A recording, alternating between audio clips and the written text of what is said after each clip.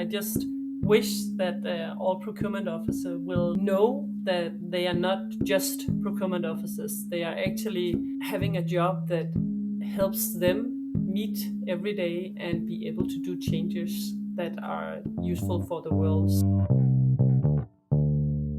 Hello and welcome to the Power of the Public Plate podcast, brought to you by ICLEI, Local Governments for Sustainability, and the UN One Planet Network, with your host, myself, Josefine Hintz, based in ICLEI's Berlin office, responsible for global initiatives of sustainable, innovative, and circular procurement. And I'm Peter Defranceschi, running ICLEI's Brussels office and global food program. ICLEI is a European and global network of local and regional governments committed to integrated, sustainable development. And the UN One Planet Network works as a multi-stakeholder community across 6 programs, one of which is committed to the implementation of sustainable public procurement globally. In this podcast, we explore the stories of champions of food procurement around the world. In each episode, we bring you insightful and inspiring stories of how the public sector can influence the food value chain by leveraging its purchasing power. Join us as we talk to public sector staff, policy advisors, and experts to learn how to support smallholder farmers, serve healthy and nutritious meals, source locally and climate friendly.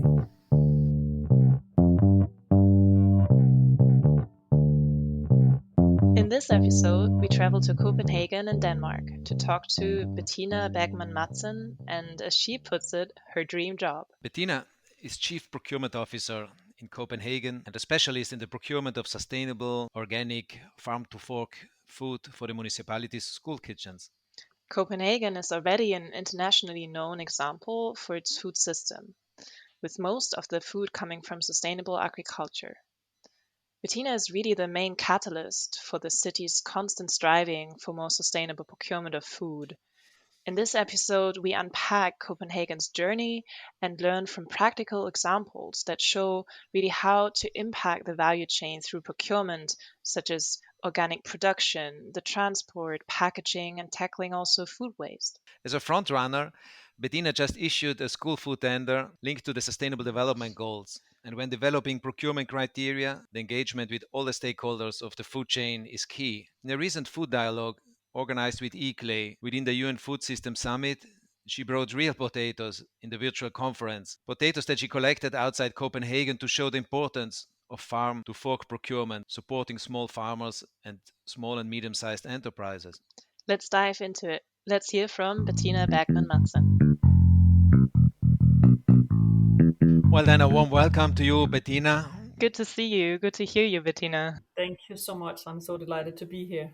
This is about food procurement champions, but you are actually a real champion in the UN Food System Summit. You are one of the 3-4 local government city representatives that are champions for their outstanding work and good practice on urban food systems.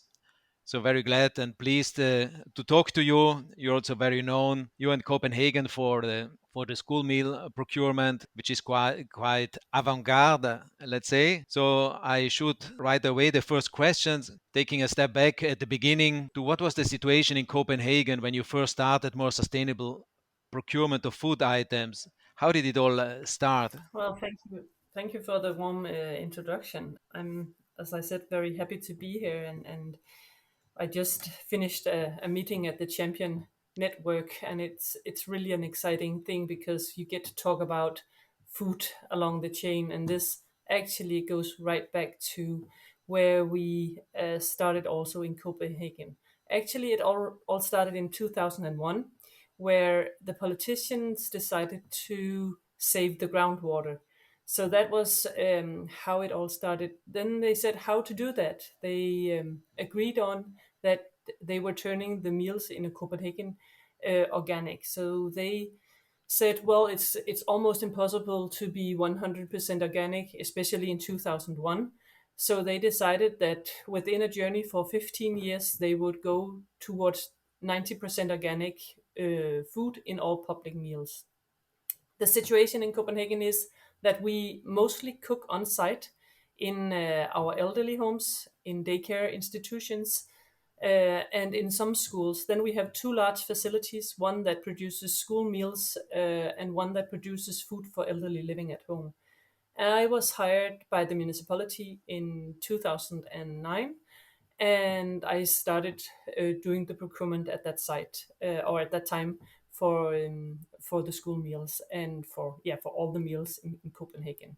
So I faced a period where we were in this transformation site, from going from 50% organic at that time, I think, towards 90% organic in the year 2016, I think was our deadline. So that was our journey. It's really good to hear that there is the political kind of commitment to reaching the target of organic produce in the school meals. However, I would like to just take a closer look to the issue you brought up, saving the groundwater. Why was that so relevant, or what was the issue there, and what could possibly organic produce do to solve that? Well, I'm a procurement officer, so I know everything about how to put things legally into contracts, and then that's my main. So I'm not that much into the politics or the environmental issues, but as I have been told, we by buying more organic, we save the water from pesticides and other chemicals.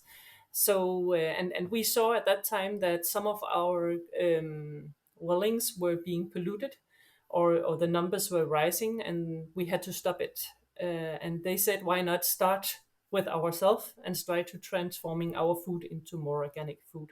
So this was what we faced at that time. And since then, our local government have just built upon that, and they have just now created a food strategy that we have to work, that is even more ambitious, and now we have goals towards going more cooking more sustainable meals in the public settings. So they put that goal in 2001 but didn't stop at that. Now we also have goals on reducing food waste, we have goals on trying to lower CO2 emission, and just becoming more green in our meals, and more healthy and nutrition than they already are. They are. We have to follow the national guidelines, and I know right now, in November, we will have new guidelines for the public meals that are even. They are not just healthy, but they are also sustainable, the new guidelines from the government side. So we are really excited to work more with this in our procurement. So when I do procurement, I always try to incorporate all the political goals, not just from my government side, but also from the national government side and from EU, but also from the UN side. So in the last procurement, we try to incorporate the Sustainable Development Goals and linking all our green aspects to these goals, so that we can directly link it. For example, when we say talking about food waste, we refer to 12.3 in the Sustainable Development Goals. So we try to link it all. Well, it's really interesting how you link food procurement with strategic procurement, and link it to strategic policies, like you mentioned food waste, you mentioned localizing sustainable development goals, the soil and water protection. I remember also at ICLEI we cooperate with the European Network of Organic Cities, and they also have several cities who indeed have only organic agriculture in their municipal water catchment areas. I found that link quite interesting. I know in Paris, for instance, it's like the lentils grown there are served in the canteens, in the school canteens. But then I wonder, you mentioned this incredible journey and crescendo from 40 to 80, 90% of organic products. At the same time, it's also true that in Denmark, right, because sometimes we hear, especially in Brussels, when we talk about the targets, we hear, well, if a country has not more than 10% organic agriculture at the national level, you cannot ask for more, but you are an example who shows that even if you don't have more than 10% production of organic agriculture, it doesn't mean that you can go much higher. But then again, how do you convey that to the suppliers? How do you make sure that a lot is coming from the suppliers in Denmark, around Copenhagen? How do you involve them, and how can they help you to meet these targets?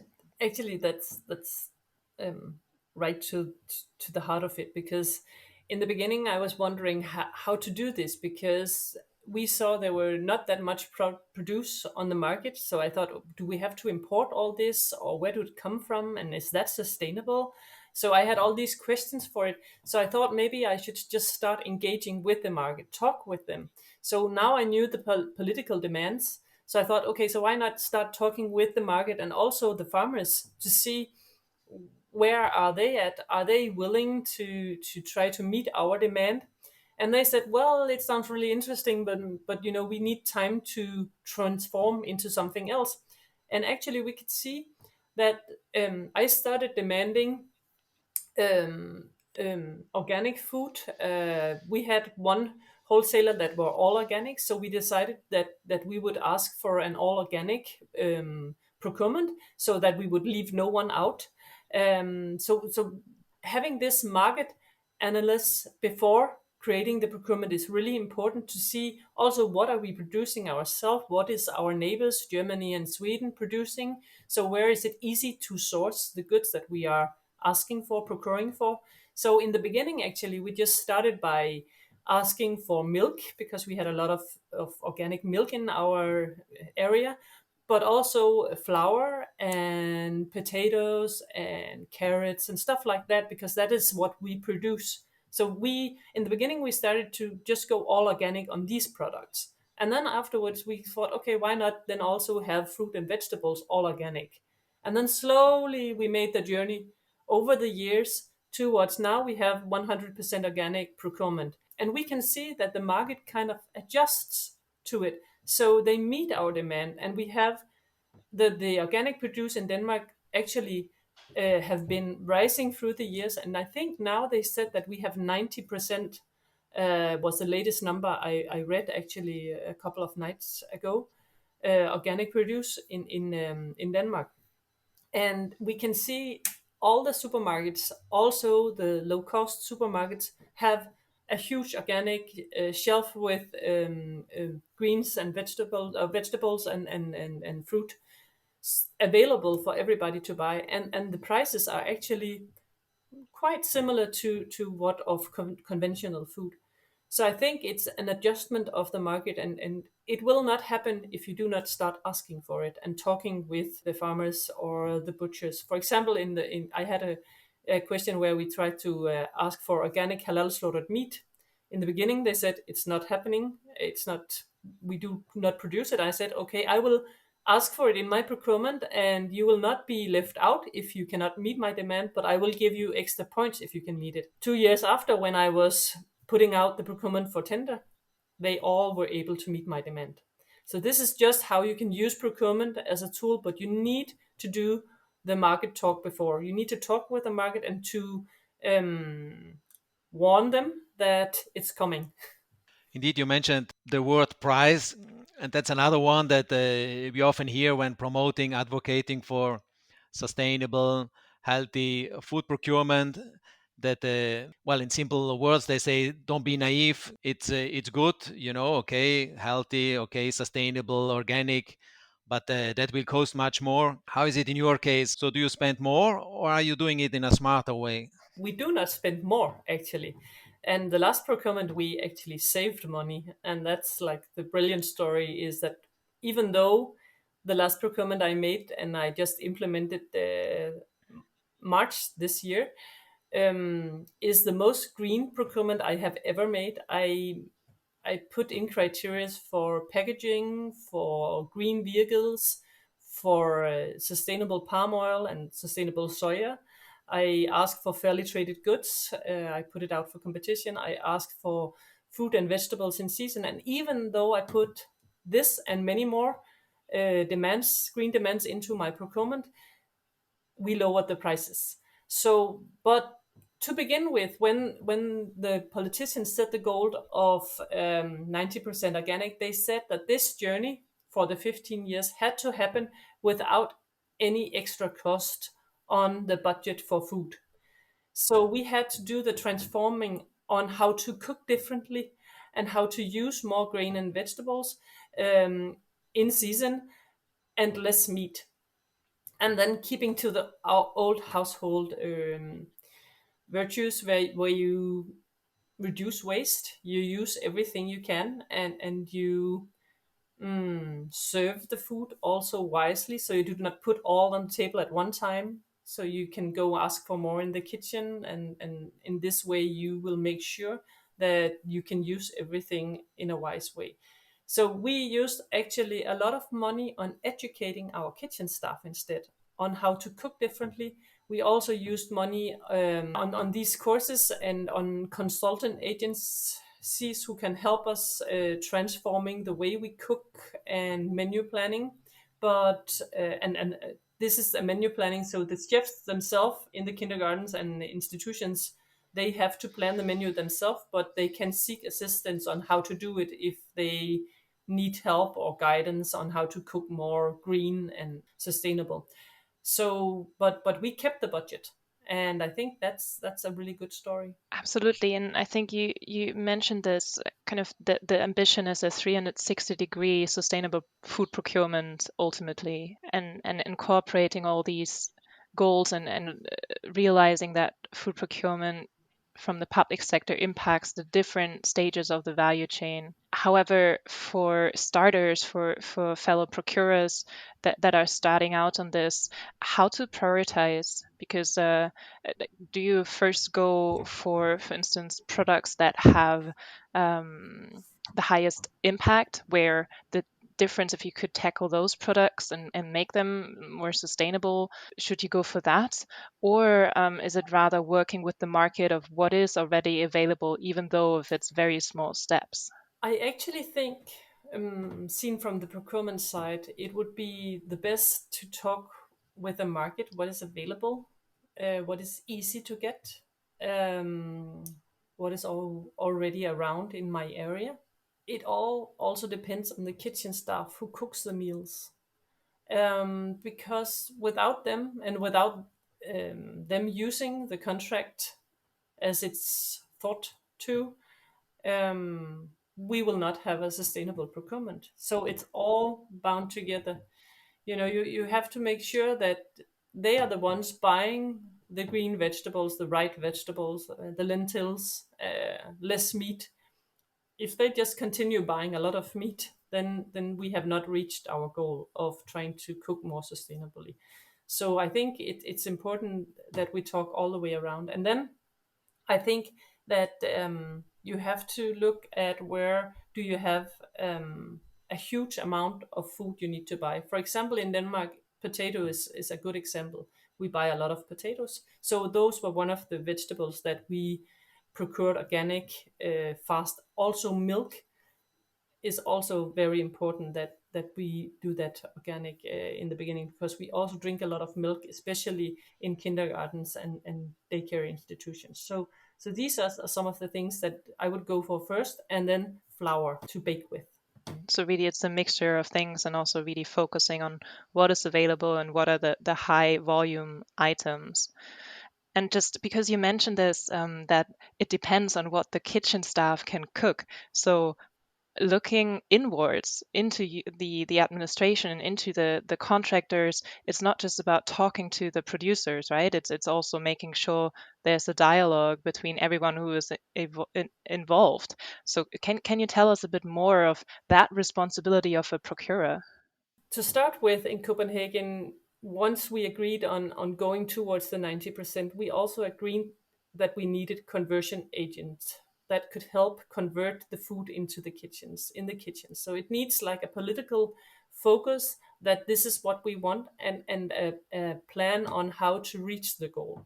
Without the chefs knowing how to cook differently, we would not have reached 90% organic within our budgets. So it's really important that you have this support for the kitchen staff, because you can nudge the procurement officers to do a better procurement, and you could also work a long way with the procurement. Only you can do the fairly traded goods that will not be affected by how the kitchen use it. You can also ask for sustainable palm oil and soya. That's also something you can do without affecting, but how to cook differently and how to use more green greens, you cannot do that without the kitchen staff. They are so important. So there are specific items, specific meals, like recipes that kitchen staff needs training on, education Yeah, how on. to cook differently, how to use less meat and more vegetables in season, how to use the lentils and the grains more, because we moved away from that in our cooking and in our traditional cooking. So we have to go back to that, how we used to do that, and how and find the right taste, because vegetarian's meal can be very, very tasty and so delicious to eat. I tried, I eat often vegetarian, and those are actually some of the most delicious meal I'm having. It's actually, I'm beginning to prefer that, and that's quite funny, because I wouldn't have thought that many years ago, but now I am, and it's because they are cooked so well. So it's all about the tasks of the chefs who's cooking the meals. And I think that we could all learn to eat differently, if it's just, and also how it's presented on the plate. So we do not just eat with the taste, we also eat with the eyes and the smell. So it's really important how it all bound together, and it has nothing to do with the procurement. The procurement just has to follow along and make sure that whatever is demanded at the kitchen side also is delivered by the supplier.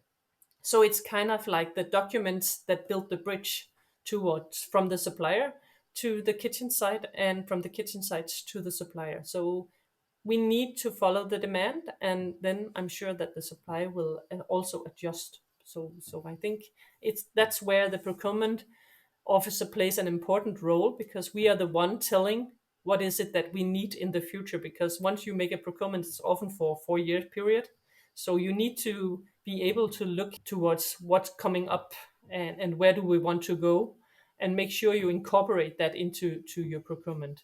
So you also have this kind of future perspective of where everything should head towards, and how to align that with timelines of kitchen staff training, with the dialogues of the market, with the political targets. So it's a lot of balls in the air that need to be, kind of in a good flow.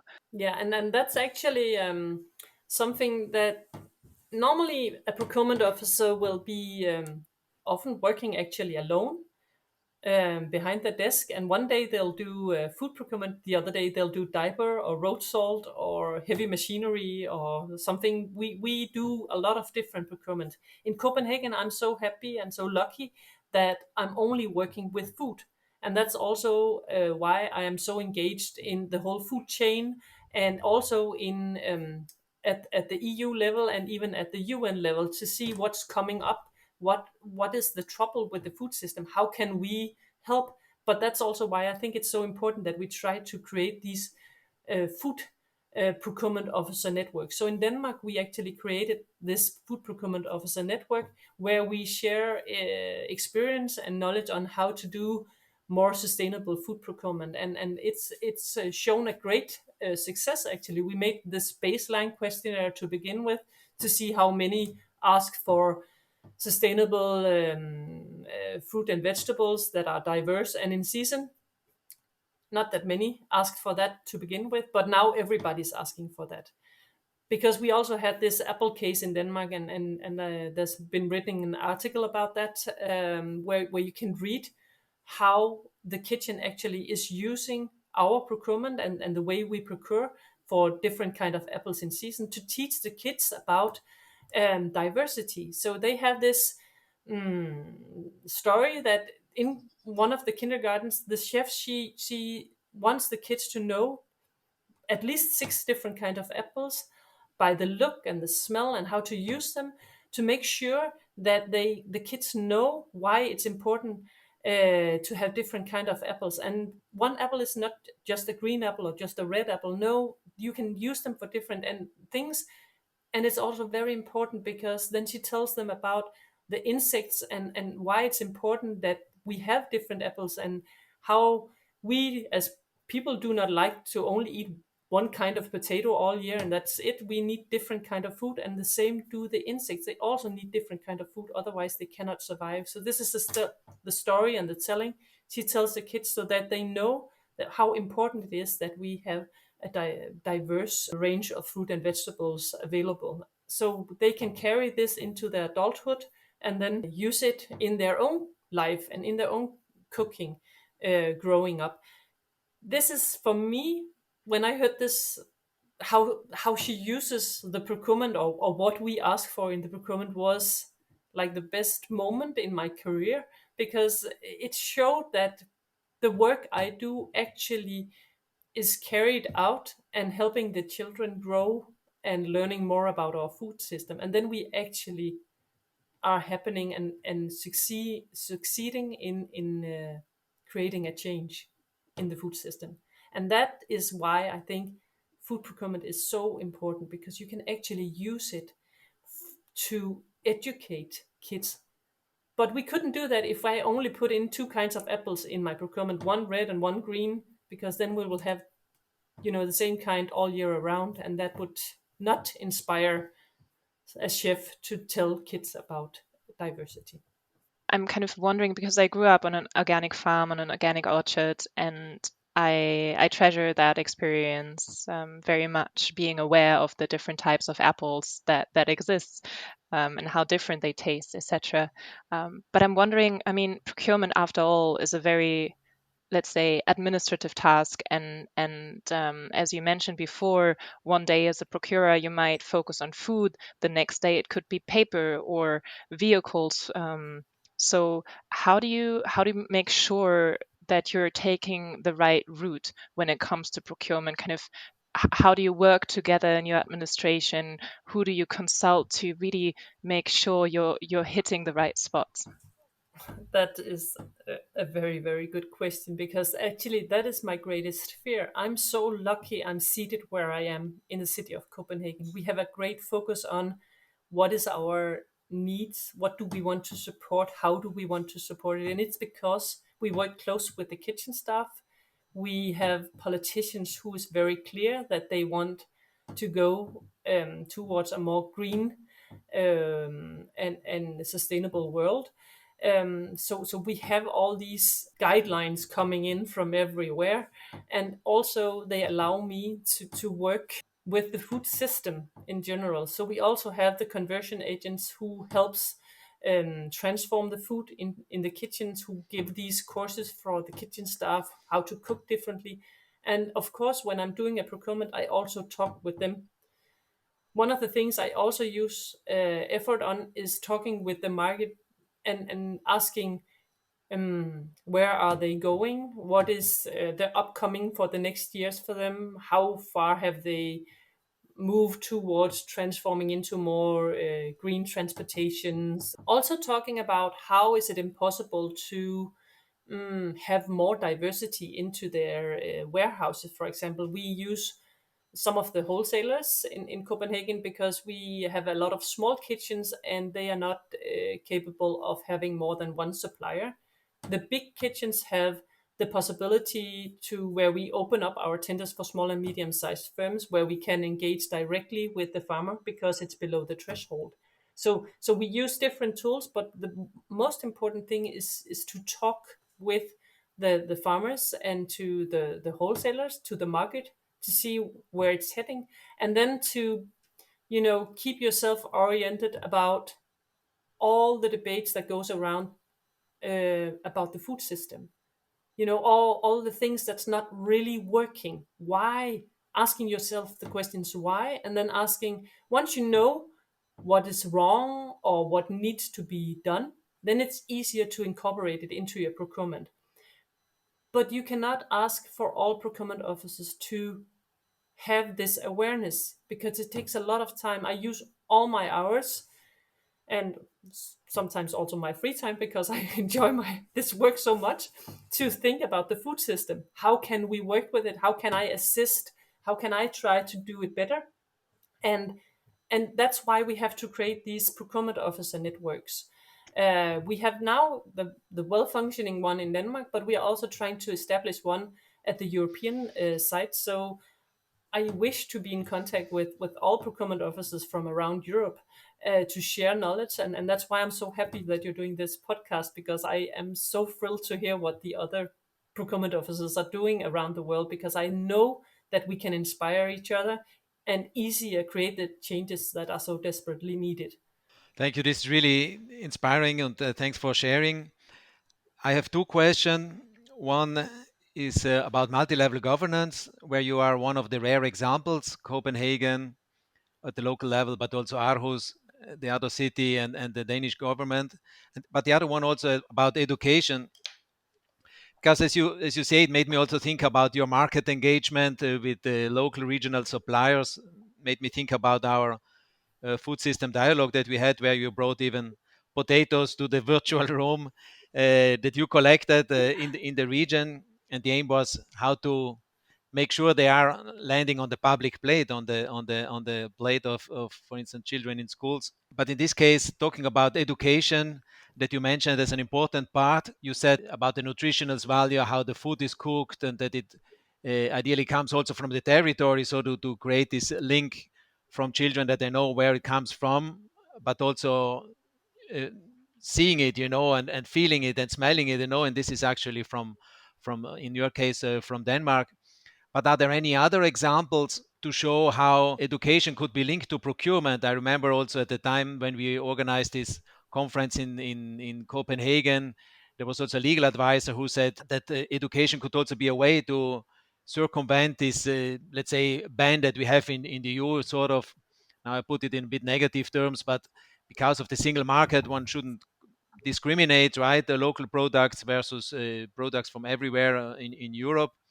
So could you quote other examples, show us how education could be really included in public procurement? I think it's very clear that the procurement officer has to do a very good market analysis before they do the procurement to figure out whether they have to do one large procurement that is aimed for the wholesaler, or they can open up their procurement for small and medium-sized firm who also lives in the area nearby. Because this is what we do in Copenhagen. First, we look at our kitchens to see what are their needs, how many suppliers can they deal with, and once we know this, some of them can only deal with one, but others are capable of dealing with maybe between 10 and 15. Then we go to the market side and talk with them and see, do we have any suppliers nearby? Do we have any in Denmark? Do we have anybody in Sweden or in northern Germany who would be interested in delivering, for example, potatoes to us? And if so, then we actually look at the contract value. And by this contract value, then you can see that you can actually grant the contract more directly to the farmers. And I know Denmark is not the only one, and Copenhagen is not the only one working with this. I just visited Slovenia last week, actually, and they have this electronic tool where they can procure more directly from the farmers who's also living in the nearby area. So it's a tool where all producers from all over the world, if they wanted to, could put in their brands, and then it's marked whether you can buy it from a wholesaler or if you can buy it, or if they are interested in delivering it directly to the institutions. And so they can grant the contract more directly. Here they do the procurement from the institution side, so the procurement value is much lower from each procurement made. So that's why for them they have a lot of direct contracting, because a lot of the contracts will be below the threshold because they are so small. So these are some of the things. But in Copenhagen, we also think that it's important to link the procurement with some of the teaching. And that's why I brought the potatoes to our conference, Peter. And it was just to show that often you forget what it is that we're talking about. It's just served on the plate and then you eat it and it's delicious, everything. But you also need to know where it comes from. You have to know the farmer, and you have to know how it's grown, how it's handled, how it's transported, and also how it's handled in the kitchen. Because in Copenhagen, we actually we have 17 schools where they cook on site with the pupils. So they are brought into the kitchen and learn how to cook, and then the meals are served for the other pupils. So I think that's also interesting. And these I would like to show also how is this grown?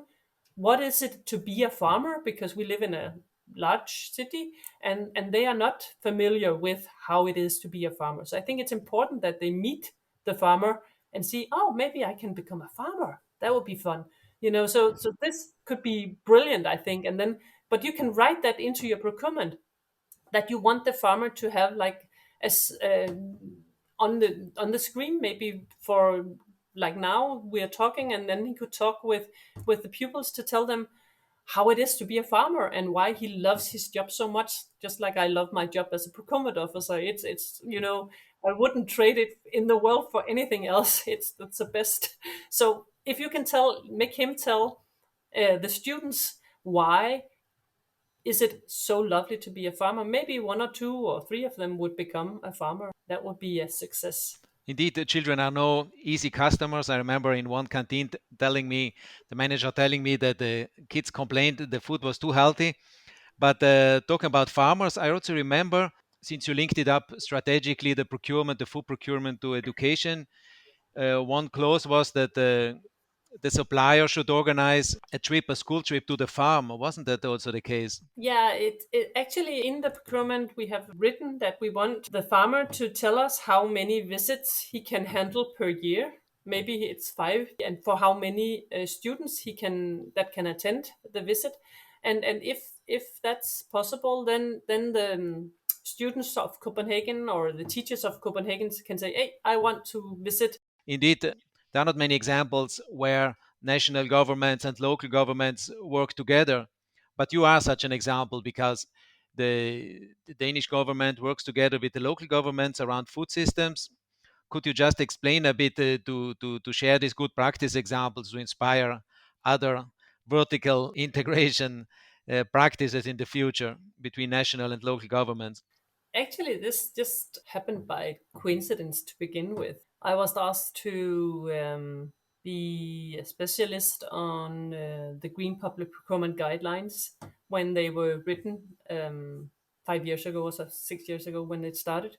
And at the same time, we also were reviewing our national Green Public Procurement Guidelines on food and catering. And the government asked me if I wanted to participate in the reviewing of the guidelines. And I said yes, but if we are doing this, I would also like to create this National Procurement Officer Network to be able to implement the guidelines. Because I must be honest, before I was asked to join the rewriting of the guidelines, I didn't know they existed. So, because as a procurement officer, you don't have that much time to sit and Google and figure out what's out there to help me. Sometimes you just do a quick search, and if nothing pops up, you'll just figure out and do whatever you used to do and do what you did last time. So it's actually very important that you try to work and have structures on how to involve with the government. So for us, we are lucky that now I'm involved and we create this network. So all of the cities actually have a direct line to the government side. The government also, because actually of, I think it was linked to the Food System Summit that has just occurred at the UN side, they created this working group where the city of Copenhagen and the city of Aarhus were invited to know or to reflect on how to work with the changes that are needed for the food system in Denmark, at least. And also, for example, one of the questions was, how can we measure the reduction of CO2? Because we have so many different kind of schemes coming up. We actually also have maybe 3 different views on this in Denmark. Just imagine how it is worldwide. We don't know how to, do it so that we can compare. But so I think here we talked about it together, and actually we agreed that right now we do not have a common set of guidelines on the CO2 reduction or the measurement of the food. So we will have to say, or to agree on with ourselves or the municipality or wherever we work, this is the one we go with right now, well aware that there are many different others. So but just to have one. So And then we also agreed that we should come up with a guideline on how to do green public procurement. So, and this was hosted by the ministry. And so now it's carried on into these working groups where we continue working on how to create more sustainable public meals. So we work closely together, and then it's linked, of course, with how we work with the EU also. So that's also linked together because that's linked through the ministry. They also work with the commission on different things. So I think it's very important that we try to link it, but it's not an easy task. It's actually been really hard to figure out how to do this and to be allowed to work on different levels. And it's not always I know which hat to wear where, but I will. I'm really trying hard because I think that's one of the keys to fixing or to help fixing the food system, because none of us can do it alone. But if we all work in the same line and share knowledge from all levels, we might succeed, or I believe we will succeed actually. Yeah, thank you for explaining how this actually works in practice. I think sometimes the multi-level governance term can seem quite abstract. So this is really a nice example, as Peter said as well.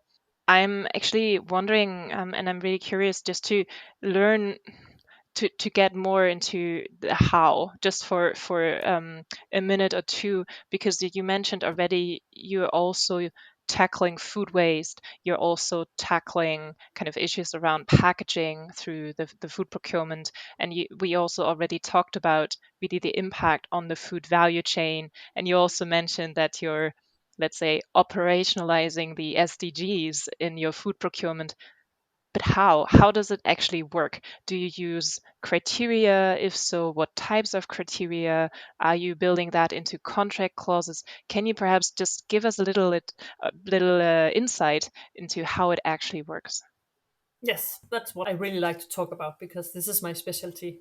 In our food procurement, for example, when we worked on reducing food waste, we put into our specification that we want the supplier to give us a statistic on how much food waste do they have, and it should be on the brand level so that we know, for example, how much of a specific milk they throw out or a specific apple is thrown out. So once we have this data, it will be easier to examine why is this food thrown out. Is it because nobody bought it and it got too old? Or is it because it was damaged in transportation? Maybe some of the apples were kept too cold or were kept too warm or whatever. This, of course, we need specialists to analyze why is the food thrown out. They have them also at the supplier side often. Often they will know why. And then once we know why, we put into our contract that if the procurement is in any means causes the food waste. If for example, I put into the procurement, I want a 200 gram of chili, for example, chili peppers. And we can see that they are thrown out. And the supplier says, yes, but it's because you never buy chili peppers. And for all the other customers, they order 150 grams of chili peppers. You are the only one who's asking for the 200 grams of chili peppers. Then we'll say, okay, so then we will change this chili pepper from being something that needs to be on the shelf every day, so we can order it every day, that then we will ask for it on demand instead. So then they can take it off the shelf and only deliver it to us if we ask for it, for example, with a week in demand. So here you can change, or we can say, okay, so you have the 150 for all other customers. So we'll change our article from being 200 gram to 150. So it will be like line after line, we will reduce the food waste slowly. And by getting the statistics every half year, we'll be able to look, okay, so where are the big lumps of food waste and how can we work with it? So this was one of the things. And another thing is how we build in this bottom, or we call it a bottom, but it's a function where we are allowed to buy food that is almost due to date. So, and it's not for getting it at a reduced price. It's just to be say, oh, buy this food because it's soon. If you have to cook something with milk tomorrow, like a sauce or something, then you do not need 7 days uh, for the lasting for the milk. You just need 1 day. So buy the milk that has less days left. So, and that's of course a teaching of the kitchen staff, because they will have to know that they also need to buy some of these goods that don't have the long time left to before they expire. So these are some of the tools. Another way we worked with different criteria, and this is for example, MSC, ASC marked fish. It's for fairly traded goods. It's for PET packaging. We put into our criteria that the wholesaler, because this was a wholesaler tender, the wholesaler would get more points the more of these goods they could deliver for us. So, for example, we would put in that the maximum of goods that could be delivered in PET packaging were maybe 400. And then they would get like 10 points if they reach all the 400. And then it would gradually go down the less they were offering us. So that's why then you put it out for a competition, and they would have like, they would get more points in the evaluation, so they would have an easier way to win if they had a lot of these goods that we asked for. In our setting, we put only 40% on price, because we think that the prices often in procurements are so close to each other. So even a milk, when you go down to the supermarket, even though you had many different kind of milk, they are very close in price. So it's not price you need to put in as a competition that much. That can differ actually. It doesn't make the difference that much. So we have, I think it's 20% on the quality of the food and then 40% on environmental issues. It doesn't make the difference. The quality is. It's really inspiring, not just for public procurement, but also as a consumer, let's say. And indeed, sometimes local governments can be good examples also for private consumers, or also private businesses thinking about big companies. But before asking you in a minute the famous words of wisdom at the end, may I just ask you where would you say, thinking about the whole food value chain, but also generally, where would you see the limits of public procurers? That's a good question. The limits of public procurement or the public procurer. I don't like limits at all. Well, that's almost the final words of wisdom, That's Bettina. brilliant. Yeah. No, I actually think if you have something that needs to be tackled, you just have to talk with other wise person and then think how can you deal with it in your own setting. You can actually deal with a lot of stuff. You just don't know the conclusions yet and how to do it. You will find a way if you try hard enough, I'm Wonderful. sure. I think that's we can accept that also as words of wisdom. At the end, you anyway shared a lot of good ideas, good stories, good practices. So I really thank you wholeheartedly about all these examples and inspiring ideas also for other procurers, from the vertical integration, the national and local governments working together, to the networking, to bringing in education, to linking it up to sustainable development goals.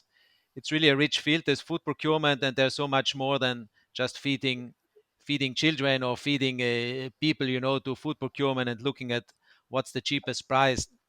So it would be really a waste of time, public money, and the opportunity itself if one would just limit it to that, instead of linking it to different objectives that are also enshrined in the sustainable development goals. So thank you so much.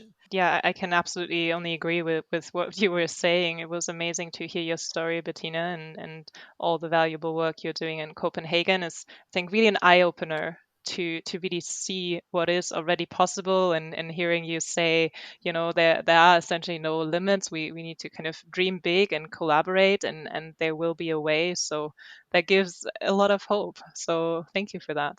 Well, thank you for having me, and I just wish that all procurement officer will know that they are not just procurement officers. They are actually having a job that helps them meet every day and be able to do changes that are useful for the world. So thank you for having me, and thank you for sharing this podcast with. I look forward to hearing the other procurement officers and getting inspired a lot. Thank you. Thank you so much, Bettina. Thanks. Bye bye. Bye. Wow, what an episode. What do you think, Josephine? I'm still processing all the amazing examples that Bettina shared, and I think actually she brings a very new way of using procurement and really seeing the power and seizing it actually. What do you think? Yeah, indeed, to me, it confirmed two beliefs. On one hand, at ICLEI, we have done so many case studies, good practices. And what I see eventually, it comes always down to one thing, which is the human factor. Either a mayor, a head of a department, someone, an NGO linked to the city or the town who is really driving the process, who is inspiring, who believes in it. And that I think is also the case here. I know it's not just Bettina, there is inspired kitchen staff who believes in it, who are on it. There are many other actors also along the food chain, but it's really inspiring to hear what she says. It also shows that food procurement is not just the procurer sitting in his room, doing the numbers with all the pressure not to spend too much, to get out the tender, and to make it all right, legally speaking. But in this case, it's also inspiring for, I think, any consumer, and whether it's a private procurer or a private consumer, one of us. I think it's an example that also is inspiring in that sense. So I was very glad to hear. Yeah, that was really really great to hear, right? That there are no limits for the role that procurement can play. I think that it's good to dream as well, and I think having this inspiration coming from her, I think it really showcases what we are trying to do with this podcast as well, in terms of showing how procurement can impact the entire value chain. And I think we really talked through a few of those points in the episode, how through an administrative exercise that is, a huge part of the reality of a procurer, the impact of that can really go deep into how the food is being grown, how it's also being transported, lowering emissions, for instance, in that part, how it's being packaged, and also then later on, how really the consumers in this case, for instance, school children, interact with it and learn from it. It's much more than just consuming food or eating food. It's really about a very holistic way of looking at it. So to me, yeah, that's so inspiring. With that, thank you again so much to Bettina for joining us on the Power of the Public Plate podcast. And if you want to learn more about their work, check out the episode description. And if you like this episode, please support us by sharing it with your colleagues and friends, and subscribe to more. Bye bye. Thank you so much for listening. Goodbye.